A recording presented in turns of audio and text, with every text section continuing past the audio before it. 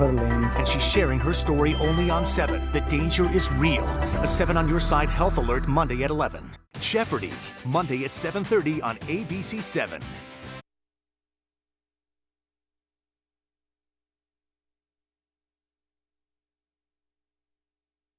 Now, ABC 7 News at 6:30 on Your Side.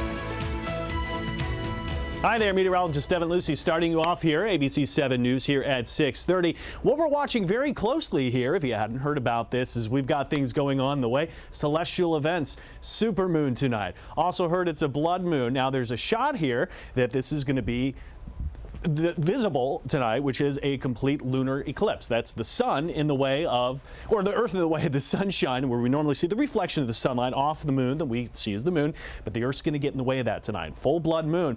Total lunar eclipse. It starts at 9:07 and goes till midnight, 12:47 just after. At about 10:47, that's where it should be the complete lunar eclipse that you would be able to see out there. But obviously, all this cloud cover has been around, and you're thinking, well, how the heck am I going to see it? Did you happen to be up last night? Did you happen to see a few breaks in the clouds and actually see some stars?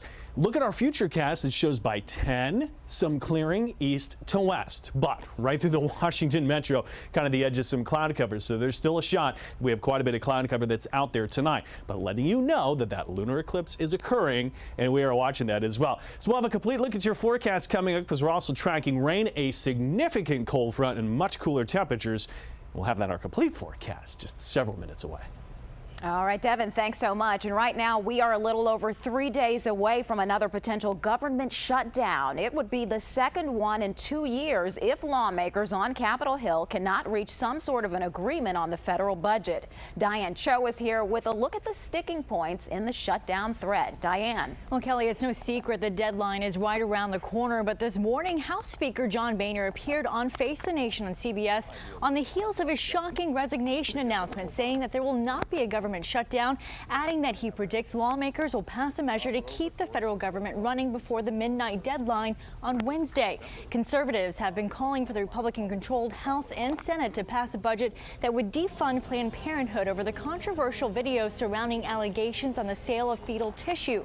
Now, with Boehner's resignation, it eliminates the threat of a vote to remove him from the speakership from some Tea Partiers who claimed that he wasn't doing enough to remove government funding for the organization. Boehner said on the show today that, quote, the Senate is expected to pass a continuing resolution next week. The House will take up the Senate bill. When asked if it will require Democratic votes, he said, quote, I'm sure it will, but I expect my Democratic colleagues want to keep the government open as much as I do. I don't think a shutdown is going to happen. Boehner, now being in essence a lame duck speaker, enables him to pass a spending bill, perhaps even extend the debt limit. Boehner also says the House will form a special committee to investigate Planned Parenthood. The organization has stated previously that the videos are heavily edited and falsely portray the group's tissue donation program. If a continuing resolution passes, it will keep the government running through December 11th. Kelly. All right, thanks so much. And new developments tonight as Metro tries to recover from a fire at a substation near the Stadium Armory station last week. Starting on Tuesday, only Blue Line trains will stop at the station during weekday rush. Orange and Silver Line trains will only stop at that station between 10 a.m. and 2 p.m. and after 7:30 p.m. on weekdays. Now, this is in addition to Friday's announcement that Orange and Silver Line trains would run every 8 minutes during rush hour as opposed to every 6. Shuttle buses will be offered between the Stadium Armory and Minnesota Avenue stations during the bypass hours. Right now, Pope Francis is wrapping up his visit to America. Unofficial estimates put the crowd at today's Mass at the World Meeting of Families at about 860,000 people. John Gonzalez was among them and joins us now live from Philadelphia with the latest. John. And Kelly, what a moment it was here in downtown Philadelphia, a chance to receive Eucharist with nearly 1 million other people. And this was the program that was handed out for the papal mass here today. And this final trip was full of surprises, an unplanned parade yesterday, earlier today, a private meeting with clergy sex abuse victims, and a quick stop to St. Joseph's University. And of course here, Ben Franklin Parkway, hundreds of thousands just celebrated Mass, and the Pope's message was quite simple: love and protect. The Holy Father's final day here in the United States started with an intimate meeting with bishops at a local seminary. He called for the world to get smaller, comparing society to a shopping center and no longer a small market, saying that personal relationships, bonds, and trust are gone. Satisfying.